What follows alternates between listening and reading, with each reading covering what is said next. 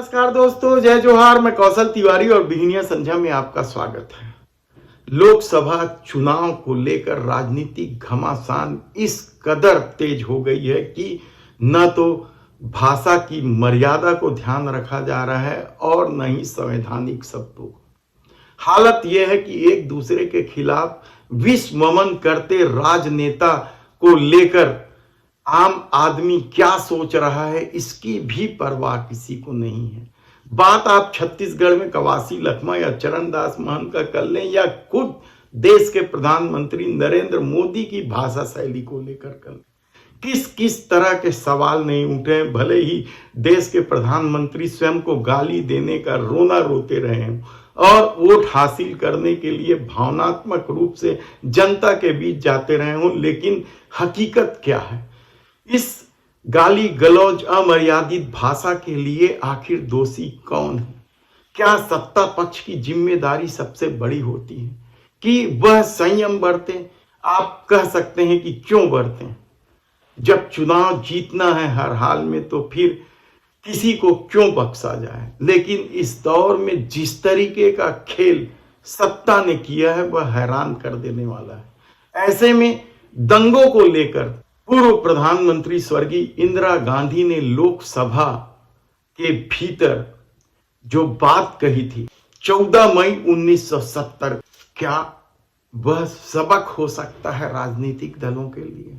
लेकिन जब चुनाव जीतना है, हर हाल में जीतना है, साम दाम दंड भेद की सारी नीति अपनाना है, पैसों से मतदाता भी खरीदना है और दूसरे की छवि की धज्जियां भी उड़ाना है, तब यह कहां मायने रखता है कि चुनावी बांड में सत्ता ने किस तरीके से वसूली की है या सत्ता में आने के पहले किस किस तरीके से भ्रष्टाचारियों के खिलाफ विषममन किया गया और अब सत्ता में आते ही उन्हीं भ्रष्टाचारियों को न केवल गोद में बिठाया बल्कि उच्च पदों से भी नवाजा।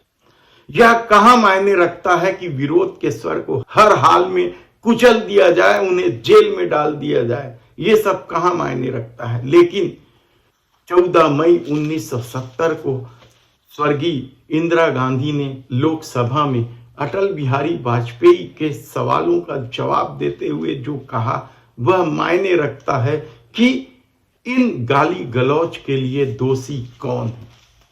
सवाल ये नहीं है कि देश के प्रधानमंत्री नरेंद्र मोदी ने किसे विधवा कहा, किसे जर्सी गाय बताया और किस किस तरह की भाषा का इस्तेमाल किया। सवाल उठ रहे हैं। ये सवाल इसलिए उठ रहे हैं क्योंकि कवासी लखमा ने जब एक गोड़ी बोली में एक बात कही तो उसे लेकर भारतीय जनता पार्टी ने बवाल मचाना शुरू कर दिया। इससे पहले मणिशंकर अय्यर ने जब देश के प्रधानमंत्री नरेंद्र मोदी को गाली दी थी तब भी इस मामले ने इस तरीके से तूल पकड़ा था कि उसका फायदा देश के प्रधानमंत्री नरेंद्र मोदी को होने लगा था।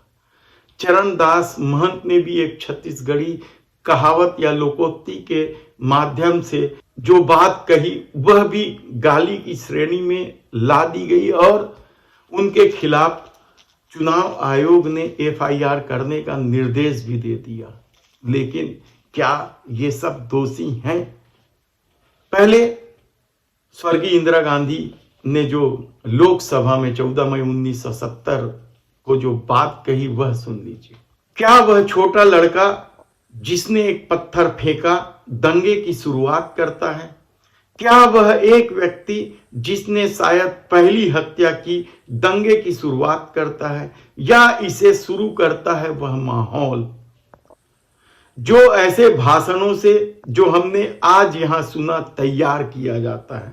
मेरी राय में यह माहौल ही है जो इस सांप्रदायिक अशांति को शुरू करता है और यह कोई नई बात नहीं है। यह कोई ऐसी बात नहीं है जो आज पहली बार हुई हो।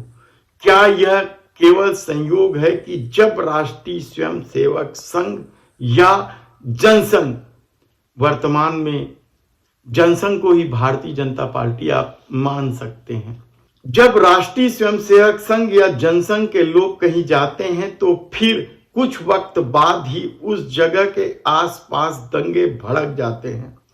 हो सकता है कि यह संयोग हो, मुझे नहीं मालूम, लेकिन मुझे और उन सभी को जो इन हालात को देख चुके हैं यह बड़ा अजीबो गरीब संयोग मालूम पड़ता है। 14 मई 1970 को स्वर्गीय इंदिरा गांधी ने यह बात दंगे के संदर्भ में कही थी, लेकिन क्या यही बात गाली गलौज और अमर्यादित भाषा के इस्तेमाल के लिए नहीं समझी जानी चाहिए? यकीनन, क्योंकि जिस तरीके से अमर्यादित भाषा का प्रयोग इस दौर में हो रहा है, इससे कोई नहीं बचा है।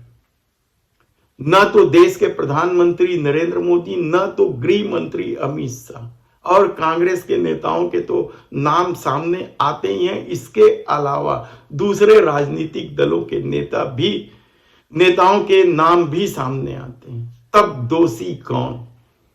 क्या सत्ता पक्ष सबसे ज्यादा दोषी है, जो अपनी आक्रामक शैली से चुनाव प्रचार के दौरान विपक्ष के नेताओं के खिलाफ विस्वमन जिस तरीके से करते हैं वह विरोधियों को उकसाता है, विपक्ष को उकसाता है, और इस उकसावे के खेल में विपक्ष फंस जाता है। सवाल आप खुद सोचिए कि किस तरीके से देश के प्रधानमंत्री की भाषा रही है, किस तरीके से संसद के भीतर उनकी भावभंगिमा रही है।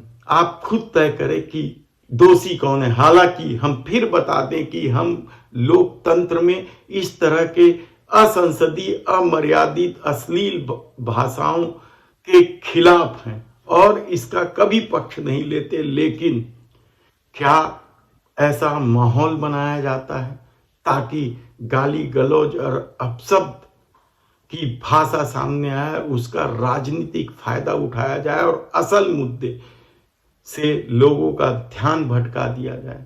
आप खुद एक बार सोचिएगा।